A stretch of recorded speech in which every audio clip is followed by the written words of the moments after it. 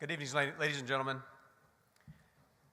Sergeant Bill Becker was born in Bronx, New York, 1926, enlisted in the U.S. Army Air Corps in April of 1944, went through flight school at Tyndall Field in Florida. He was a top turret gunner on the B-24 Liberator.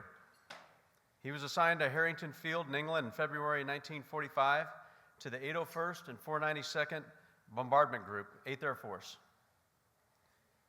Of course, when Bill and his crews showed up at Harrington Field, when they saw that glossy black, sleek B-24, they knew they weren't going to any normal bombardment group. Of course, he was going to the Operation Carpetbaggers, and their mission was to fly clandestine missions deep behind German-occupied territory in support of OSS.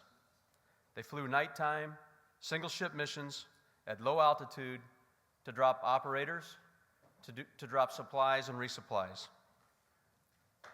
Of course, Bill has many vignettes, as you would expect. Some of them are in the program, and I know Bill's going to say a few words. I don't want to take from his piece, but needless to say, missions he was on, some airplanes came back with branches in the belly, others with bullets in the side. Quite heroic feats. Bill's legacy is an Air Medal, a Croix de Guerre, and a Legion of Honor, which of course is the French government's highest award that they can present. Bill continues to this day to be director, treasurer, and newsletter editor of the 801st and 492nd Bombardment Group Veterans Association, and of course the Carpetbaggers. Me from Air Force Special Operations Command, we draw our direct lineage, our core mission sets, to the things that the Carpetbaggers have done, and you can see it happen today in our airframes throughout AFSOC, in the Combat Talon, the Commando aircraft, and the CV-22 Osprey. Ladies and gentlemen, it is my honor to present the OSS Distinguished Award to Sergeant Bill Becker. Bill.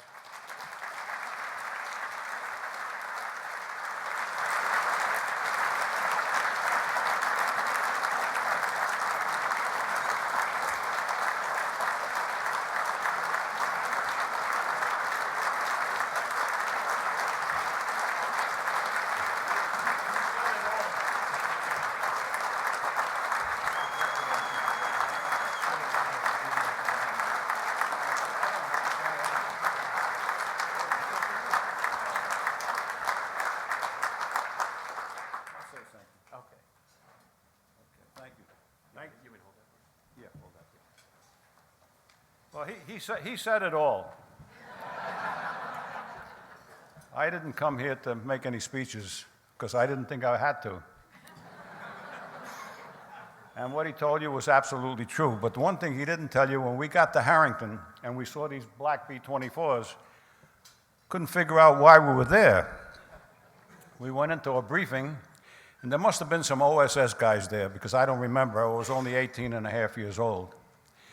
And they said to the crew, they said, you're going to be flying at night during the moon nights, about between 400 and 600 feet above the deck.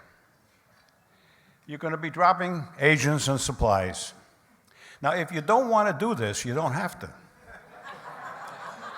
You can walk out of here, and we'll assign you to daylight bombing missions.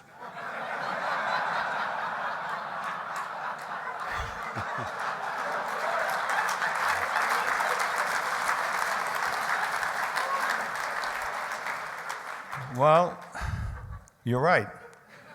We were in Memphis, the Memphis Queen, that Memphis plane.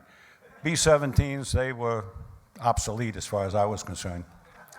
But we got together, the crew got together, we decided we're going to do it. But they said like this, if you decide to leave and go out the door, forget what you heard here. If you go out and you mention anything of what you heard here, you will be brought back and shot. Hey, I'm not going to get shot here, am I?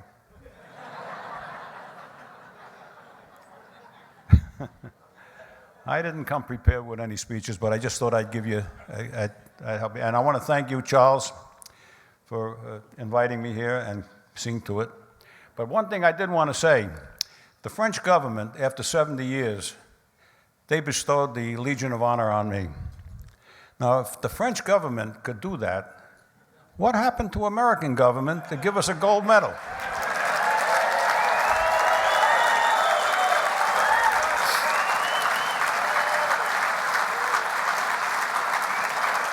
Thank you.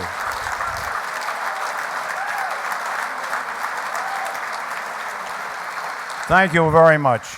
I appreciate this honor, the greatest honor that I ever had.